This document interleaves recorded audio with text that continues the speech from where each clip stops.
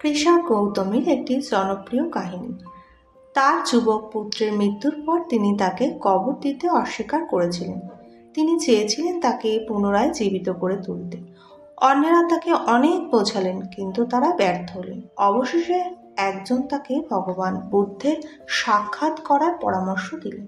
বুদ্ধদেব সেই সময় নিকটবর্তী এক স্থানে অবস্থান করছিলেন। তার কাহিনী শুনে বুদ্ধদেব অত্যন্ত শান্তভাবে তাকে বললেন, ঠিক আছে, তুমি একটি কাজ করো। আমি একটি মন্ত্র উচ্চারণ করে তোমার পুত্রের প্রাণ ফিরিয়ে দিতে পারি, কিন্তু এই মন্ত্রটি 10টি সরিষা দানার সঙ্গে উচ্চারণ করতে হবে এবং সেই সরিষা দানাগুলো তোমাকে এমন একটি বাড়ি থেকে আনতে হবে যেখানে কখনো মৃত্যু প্রবেশ হয়নি।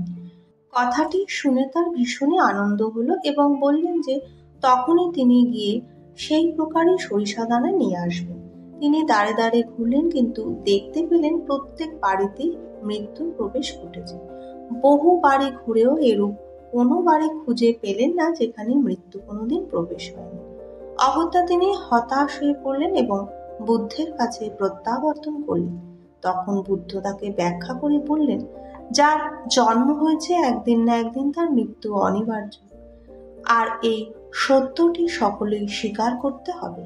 অবশেষে গৌতমী অত্যন্ত প্রসন্ন চিত্তে এবং সত্যের মর্মার্থ উপলব্ধি করতে সক্ষম হলেন এবং তার মৃত সন্তানকে কবর দেওয়ারও অনুমতি দিলেন।